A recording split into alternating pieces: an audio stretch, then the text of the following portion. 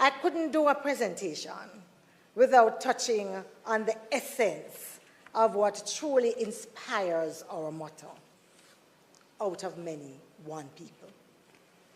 Inclusivity, inclusion. As a country with such diversity as we have, we must continue to create a Jamaica for all Jamaicans, at home and abroad.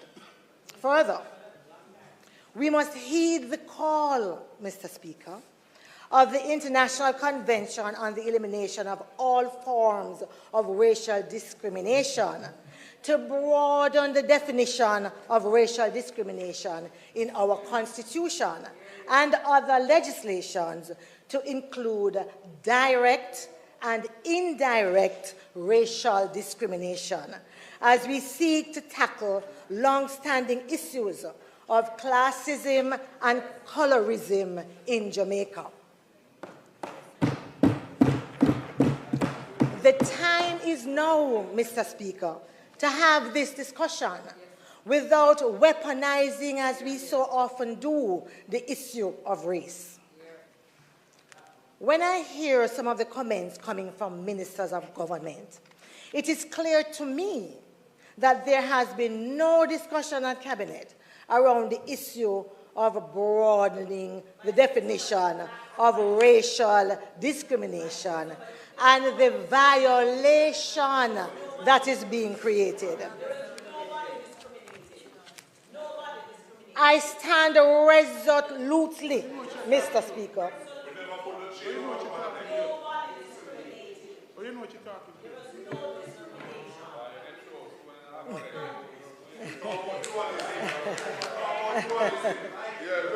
Mr. Speaker, I stand resolutely in defense of the inalienable right of every Jamaican, of Mr. Orlando Terrelong, as well as Mr. Mark Goldie. We are going to ask members of the gallery. You're here to observe, not to talk. Please, we are getting sounds from the gallery. If you continue, please desist.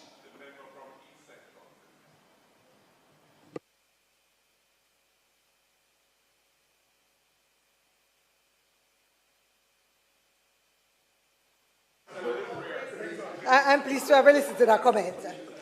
Mr. Speaker, I stand resolutely in defense of the inalienable right of every Jamaican, whether it is the member from East Central St. Catherine or the member from South St. Andrew, and I say, or West Rural St. Andrew, and I say to every single one of them that they can depend on me to reject any attempt, and here I quote, at nullifying or impairing the recognition, enjoyment, or exercise on an equal footing of human rights and the fundamental freedoms of political, economic, social, cultural, or any other field in public life.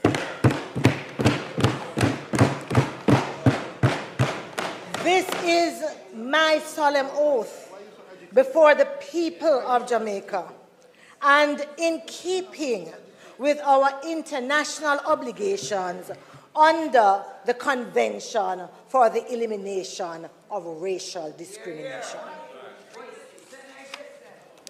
Mr. Speaker, we are running the risk of undermining international cooperation and the ultimate breakdown of international relationships and treaties if leaders in government and their apologies continue on this path, and there is no doubt that eventually the government and by extension the people of Jamaica will have a case to answer for racial discrimination. Additionally, Mr. Speaker, we must ensure a more inclusive and realistic approach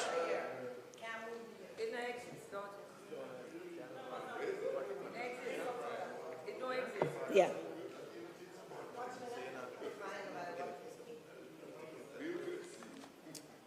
Mr. Speaker, we must ensure a more inclusive and realistic approach. I'm on to a different matter, but hear me out, please. To reporting and adhering to relevant observations and recommendations from both regional and international mechanisms in keeping with our principles and obligations. We cannot continue to send reports to international treaty bodies or charter-based mechanisms that do not. Time for the disruption. 30 minutes. What? 30 minutes. More efficiently. 30 minutes. So, Mr. Speaker, the members' time having been expired, I beg to move that it be extended by 20 minutes to allow her to complete her presentation. May it please you, Mr. Speaker. Member, you may continue with a time limit of 15 minutes.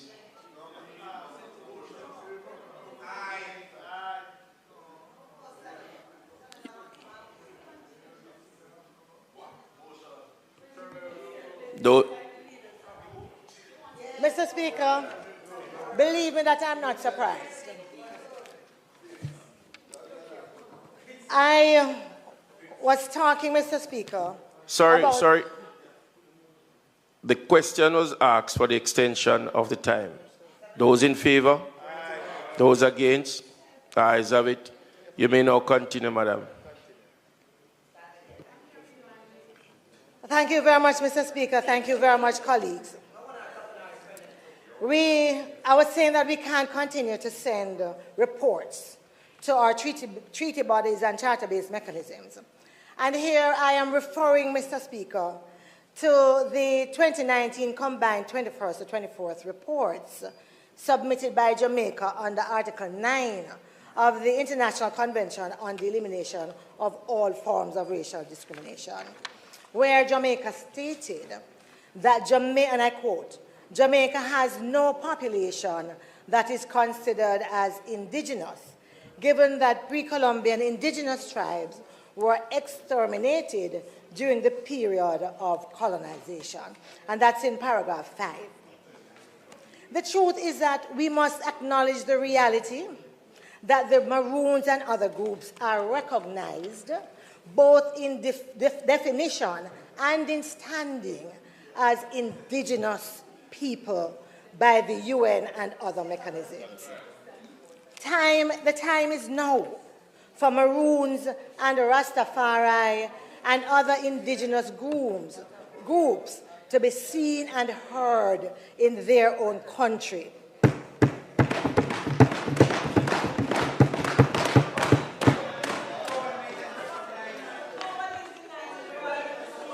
The time is now for a progressive review of our history and culture, acknowledging how it has shaped the present, and therefore being able to paint a true and faithful picture nationally as well as internationally. Mr. Speaker, the historical and current realities of the predominantly black population in this country are not lost on us. There's a global recognition of the inextricable link between slavery and colonialism and racial discrimination, inequalities, and underdevelopment. But, Mr. Speaker, the historical and current realities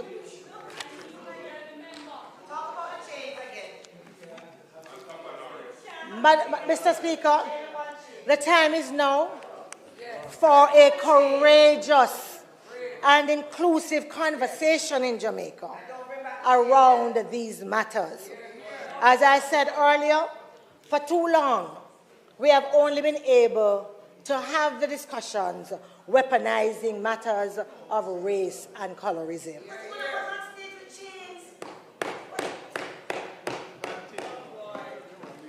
Mr. Speaker, let us not forget that Jamaica has a historical and impressive reputation for its role in the global struggle for liberation against apartheid and other colonial maladies. The time is now, therefore, for Jamaica to reclaim that position in the world.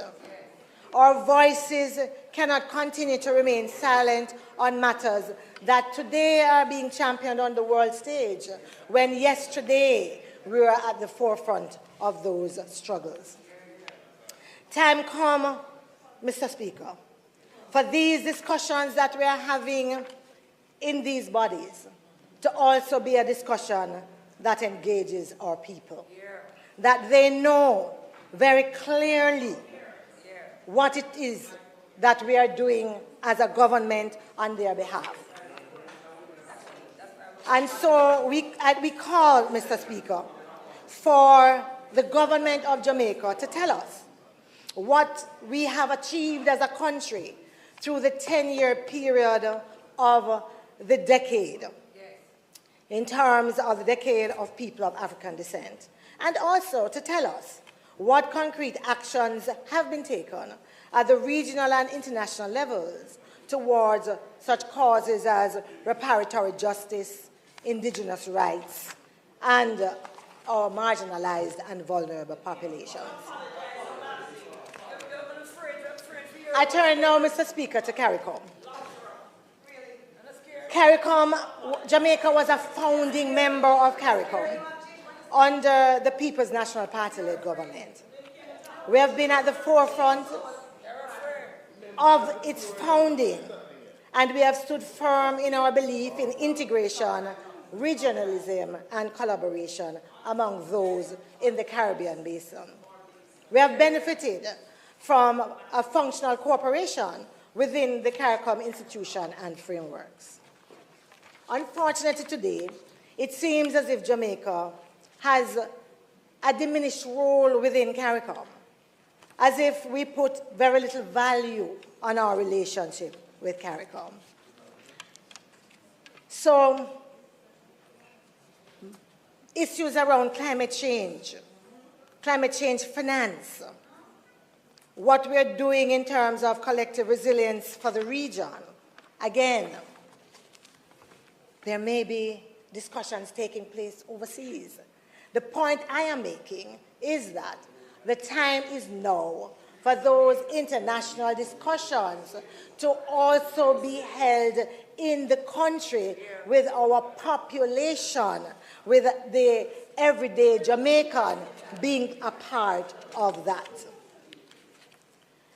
Mr. Speaker, we intend to return Jamaica to active engagement in CARICOM because we believe that it is important, not just bilateral relationship, but also the multilateral relationship as well. It is not hard to conclude that there is much that our dedicated foreign service workers can do to develop and deepen relations with our major trading partners.